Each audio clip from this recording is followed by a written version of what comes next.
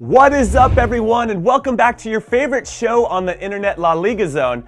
I'm Jimmy Conrad, and this week we're talking about Barcelona's Ansu Fati, Real Madrid's Karim Benzema, the Sevilla debut of Chicharito, Martin Ødegaard leading Real Sociedad to a surprise upset over Atletico Madrid, and then I'm going to show you the best goals from the weekend before finally talking about a La Liga legend that you need to know all about. So let's do this.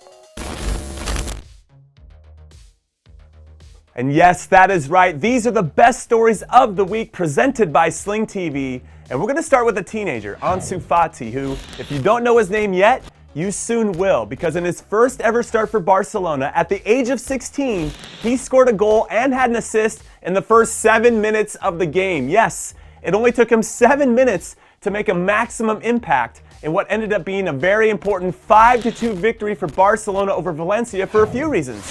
One, the team proved that they could score a lot of goals if Leo Messi is hurt, which he currently is, though he should be back soon. Two, Luis Suarez came back from an injury of his own to score 2 goals off the bench, so that is good news for Barcelona and bad news for everyone else in the league, because when he's on fire, he is excellent. And 3, since top of the table leaders Atletico Madrid ended up losing to Real Sociedad, Barcelona gained 3 huge points on them to move up to 5th in the table. And now for our next top story, which is more of an appreciation, mainly because I don't think this player, Karim Benzema, is appreciated enough.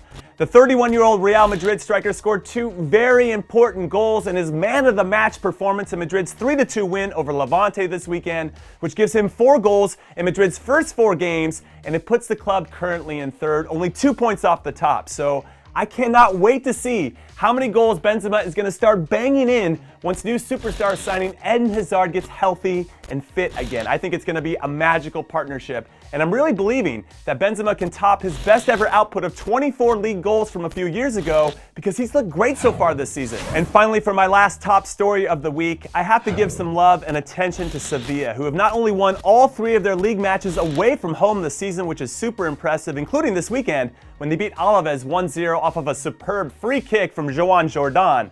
But as a former defender myself, I must mention that they've only given up 1 goal in their 4 league games so far this season, which has helped them be on top of the table with 10 points. And they just welcomed Mexican superstar Chicharito into their team. Yes, he just made his debut this weekend, and I think he's going to be a very good signing for them. I think he's going to score some huge and very important goals along the way. So we'll see if Chicharito and the rest of Sevilla can continue this momentum when they face Real Madrid this upcoming weekend. And now it's time for some stranger things from around the league, and the strangest thing for me has to be the performance of Osasuna, because no one could have predicted it. After being recently promoted, they are now undefeated in their first 4 games of the season, beating Leganés away from home, then drawing with Eibar, Barcelona, which is super impressive, and Real Valladolid 1-1 this past weekend on a late goal from super sub Robert Ibanez, which puts the club only 4 points behind league leader Sevilla. Yes, what a start to a season. They should be very proud of themselves. So let's see how long they can keep this going.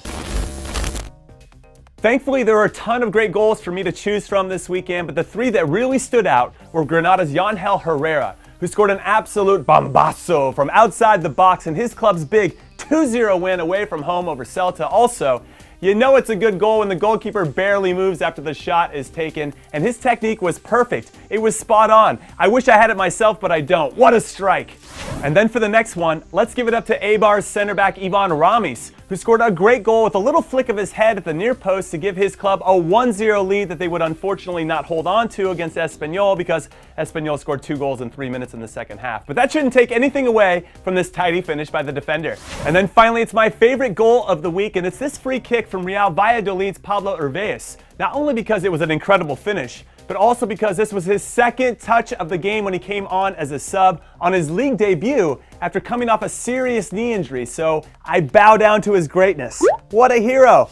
And actually, I'm not done yet, because I have a bonus one for your consideration, and it's Joan Jordan's free kick against Alaves, which helps Sevilla win 1-0 and get the 3 valuable points, which puts them all alone in first place in La Liga. Also, as a fun fact for you, this is Jordan's 2nd goal of the season, and both of them were game-winning goals, so he clearly loves stepping up in the biggest moments, and I love that about him. My vote for the La Liga most valuable player of the week has to be Real Sociedad's Martin Ødegaard.